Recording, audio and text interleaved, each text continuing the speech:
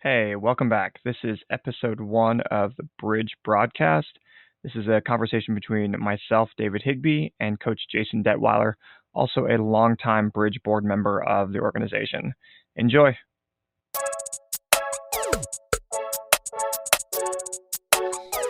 Episode 1, Bridge broadcast. This is Jason Detweiler, a good friend of our organization, board member, coach. He's hit just about every position, every title in the organization other than maybe my own. So Jason, will start with the reason we're doing this, which is we have an outbreak, a pandemic on our hands, and it's forced a lot of us inside. And so we'd be remiss not to just use that as the starting point of this conversation of how are you hanging in there with all of this, very cautionary time period?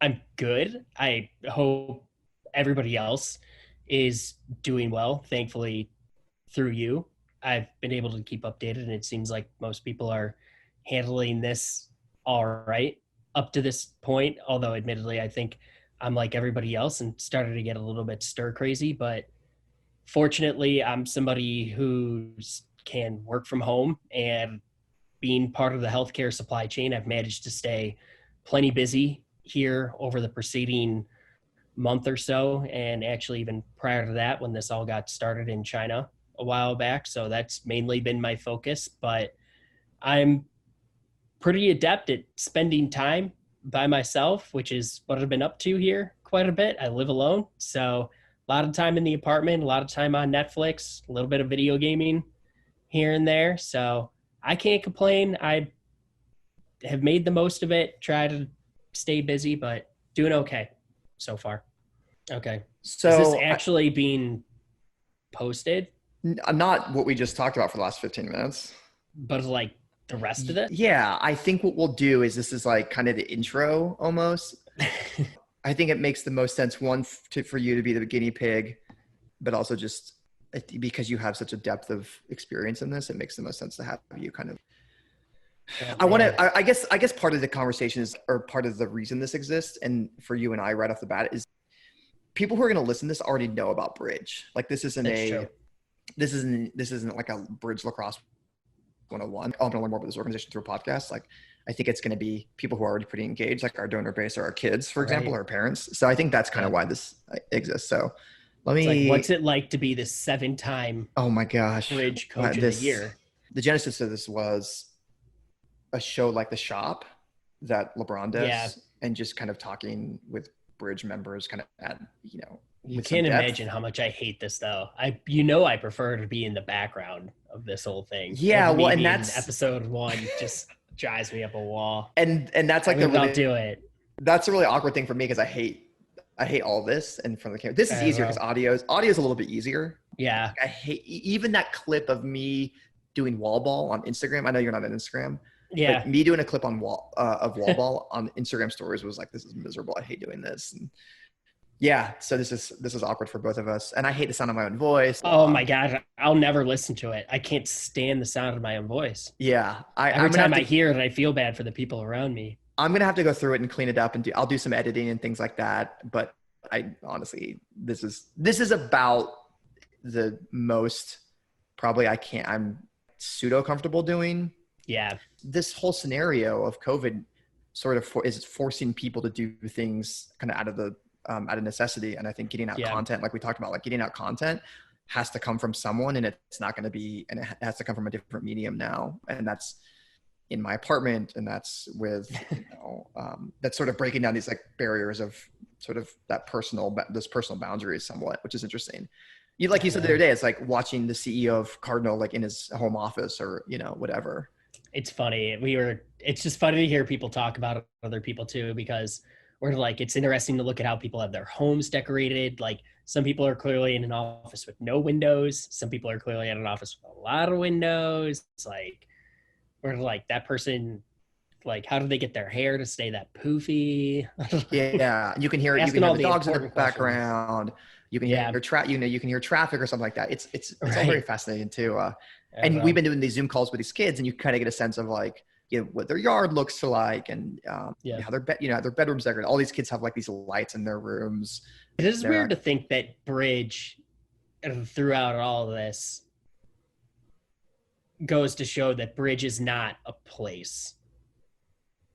Like J.C. Phelps and prior to that, St. Philip's and Irma were home for Bridge. Like that's, if you had to put Bridge on a map or you had to put a pin in a map or whatever, there was a home for Bridge. But I think it's fascinating to see that Bridge is not a place. It's not necessarily like this thing that you can go to necessarily, or that it exists outside of a place, like a physical place. Yeah, and we talk a lot about that centralization of Bridge that we've done over the past couple of years, and moving the teams all to one location, going to JC Phelps 2.5 years ago or whatever. And we've put a lot of emphasis on that centralized, that meeting space, the venue, just that physical space that we use for lacrosse and then meetings and things like that has been such a heavy emphasis. And because of that, we've strengthened our culture and so forth. And now you remove that venue and you remove that location, and now we're sort of forced into our silos all across, and yet the culture still stands in a lot of ways. Obviously, it's a lot easier to engage with people face to face, but these Zoom calls have been pretty good in terms of activity and engagement. We've texted all the coaches, we've texted parents just to check in on them, and everyone's been responsive and appreciate the check-in. And there's not a ton that we can do from a proximity standpoint or resource standpoint, but the culture, regardless of the venue and the location, still seems to be in place. And that's good, because I have put a lot of emphasis on, I wish we had our own home, and I wish we had our own fields, and I wish we had a field house or offices or things like that. And this has sort of proven that, okay, we can still function without those. Maybe not at the same level, because obviously we play a physical sport and we need to be outside. I have enjoyed, the figuring out that there's more to the connectivity, especially in these times of like when you have to figure out something because we can't go outside, which is what we've learned. If anything, is everyone's just stressed out and annoyed, and it's just, I mean, we were talking to one of the high school goalies, and he was just like, I'm bored.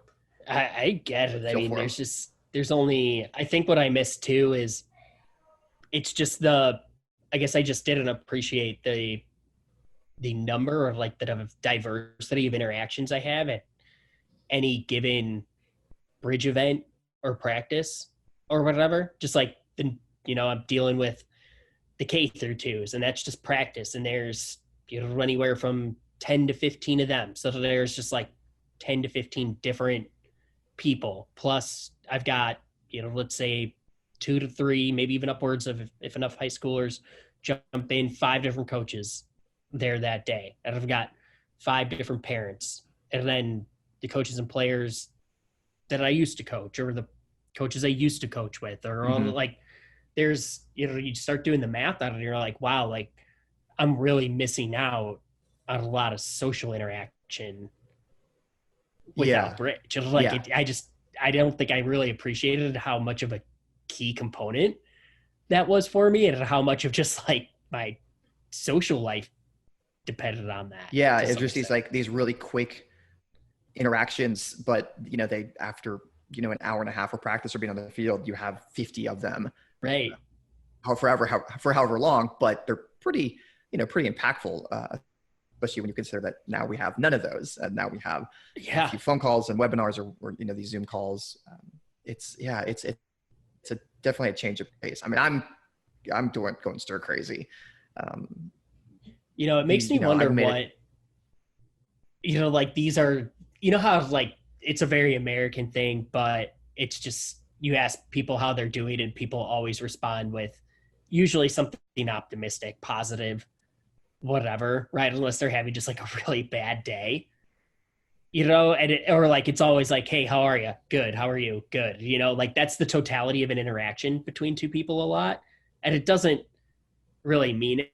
Like when that's removed from you, like you realize like those things have value. Like it's performative, but it has a lot of value on a daily basis. And important. Well, and it's interesting now because when I answer that, I see someone in the hallway of my building or someone on the street, and you get the head nod and the how you doing. You can the generic answer is, oh, I'm good, I'm fine, whatever. There's it's not really true anymore. Like no one's really doing great right now. And so it's sort of like just that initial response is always like, oh, I'm good, man. How are you? No one's really doing that good. Everyone's a little bit just, again, we're all a little stir crazy. There's a myriad of issues that people are dealing with behind the scenes, but no one's just like, oh, I'm fine. Kind of everyone right now. We're all kind of hanging in there. We were talking with some of the high school boys earlier. I think I'm missing out on not having a gaming console. I think that's been like the go-to is everyone's got a PS4 and Xbox, and I'm lacking. I think doesn't it depend on what your available alternatives are? Like there's definitely times when I'm gaming and I know I should probably go pick up a book or something like that. Yeah, people are picking. Well, it's funny because people are picking their, I don't know, like everyone's saying that, oh, we should pick up new hobbies and this is a great time to learn a new skill. And I think a lot of us just revert back to like when we were bored in high school. I'm like, I'm going to go play video games or take a nap. I mean, I should be reading and doing more of that, but I'm listening to the same podcast over and over again. I'm watching the same YouTube videos over again. I'm taking longer. And I don't know. At 35, my habits are pretty set in even under quarantine.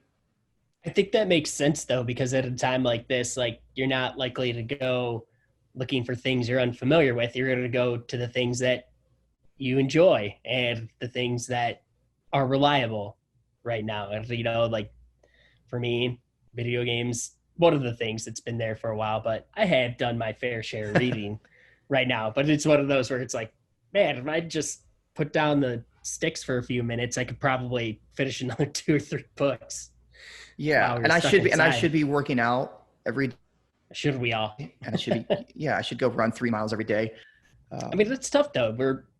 Routines are important to anyone. I think we're more adapted to routine than any of us realize. And I think at a time like this, it's rare that at any time in life you're this disrupted. I don't think a lot of people have ever had to deal with something like this, of this magnitude.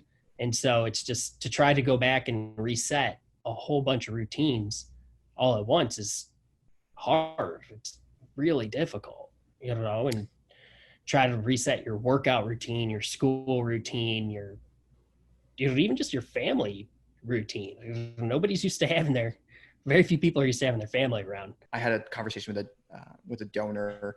I don't know, he called me a week ago, was like, I think the silver lining is that there's a lot of like really good family time and really high quality time spent with my daughters, which is, unique for this time period because we're all in lacrosse season or we're running around and they're doing finals or school and I've got work. So I think everyone that's definitely one plus of all this is people are just spending time with people that live in their house, which is obviously very important. And I don't think enough of us do or remember to do, especially, for you and I who are coaches and in lacrosse season, we're pretty preoccupied. Bridge has been pretty fortunate that we haven't had any direct, exposure or cases that we know that we're aware of. Obviously, this is incubation period. There's a timeline to this, but so I've been pretty fortunate that we're 2 weeks out of spring break. So the challenges I think that a lot of families economically, financially will start to feel in a little bit. Our kids are right now the feedback is just, hey coach, we're bored. We need something to do, but it's not necessarily, hitting the needs or it has become big, overwhelming challenges, which is good. And I think, hopefully that remains the case for a lot of our families. That's unlikely to happen the longer this goes on. And that timeline keeps going back. We just recently nixed the whole season. I think you saw that email this morning. Yeah, the whole season's pretty much done. The girls' leagues are trying to hold out for something, but we end officially in late April. Yeah. I think the local, the disaster declaration goes till May 20th, which is far beyond our usual end days. So that's pretty much the season for us. unfortunately. And we were killing it up until then. We were having a great year, and then spring break.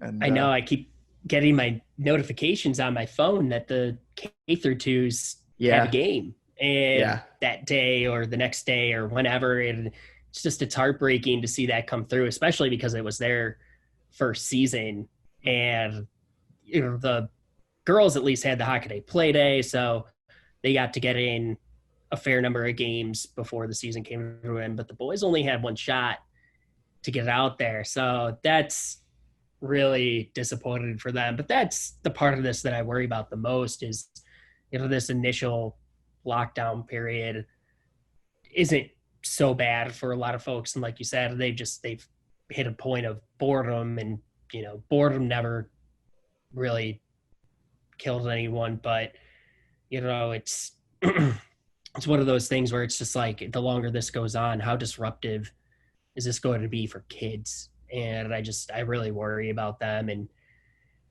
I don't know what you would term it as in terms of like, is it trauma? Is it PTSD?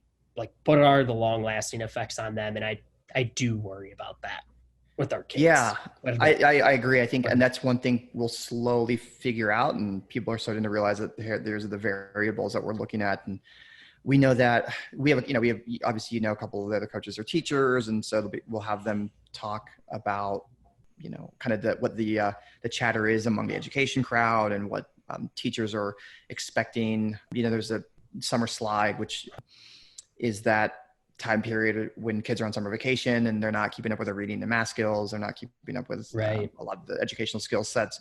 And so they when they get back into school in August, September, they're playing catch up after 3 months of not being in school. And so this is only going to this certainly prolongs it. The online learning has been interesting. We've had a lot of conversations with our high school kids about, what are you guys doing? What's the, what are your teachers giving you? And it's just it's all over the place. And some kids are busy. Yeah. Some kids are busier now than they were before. Others are doing a couple hours a day, and that's it. The education aspect of this is very interesting. And obviously that affects our kids directly. I think that summer slide, catalyzes that drop off. I feel, we had a long conversation with our seniors. Obviously they're in a tough spot, right? More so than a lot of these other kids. And so hopefully they'll have some recognition of their senior year. Obviously there's no games for us. The Panthers, the girls' senior night would have been last Friday. And then the boys is going to be next coming Friday, would have been their senior night. So they're all pretty devastated. And that's a pretty special group of 9 seniors that we have, that are really 10 seniors that all, wanted to end on leave their mark, and still had half a season on the calendar. That's the sort of thing that I feel the worst about in all this, is just that for the seniors and anybody who's just like missing out on one of those really major life events that are, walking across the stage at graduation, whatever it might be. For everybody it's something different, but that's difficult. I mean, my girlfriend celebrated a birthday and couldn't celebrate with her. We're long distance, and she's in Indianapolis and I'm down here, and we got to FaceTime her birthday, and she didn't get to do anything for her birthday. Her birthday was a cookie cake at home. And again, not that there's inherently anything wrong with that, but again, even just birthday celebrations have a little bit of a pall over them right now. Yeah. We have a couple of kids. We have birthdays coming up. Yeah. These are pretty formative years, right? The last, the last 2 months leading up to your graduation. And I remember mine pretty well with my group of friends, and they're in a tough spot. And we know that prom's been canceled. Commencement and graduations are kind of getting pushed because the timeline is so fuzzy right now. So, hopefully June, July becomes the new commencement. Obviously it doesn't have the same weight, but it's certainly something. Not playing games is tough, and hopefully we'll have something to kind of offer up to seniors whenever that return is, or maybe this extends into September. And that's BSL. It.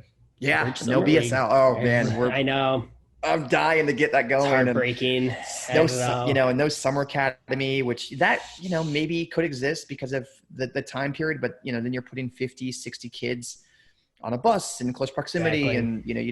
And, the stair stepping of our return is a big question mark. So I don't know. I mean, we're trying to be optimistic, obviously, with our program. We're planning with the intent to be able to just get started tomorrow or whenever that day comes. But yeah, the BSL and our summer league, that is going to be a loss if we don't get that going in some format. Open sessions, we had planned on working with 14 different, summer partners. And anyway, we had a full calendar for sure. So the goal is certainly to pull that off. But what's like a top 5, just memorable or funny moment story? You're putting me on the spot. And I mean, you got to have more than 5. I do. It's just whenever somebody puts me on the spot like this, I just totally blank. It's tough. I mean, the most recent memories have got to be this K2 team. I mean, the level of just, shenanigans and just silliness and joy and all these things that make up kindergarten through second grade lacrosse is pretty fun. It's fun to watch you. It's fun to watch you engage with them because it's such a different environment. Because you came from JV high school girls last year. Yeah, God dang, it's really hard for me to say what my all-time favorite or I think funniest bridge moment is. I just have so many, it's not like one specific moment. No, of course not. That I think about, That's fine. It's really hard. Let me think about it.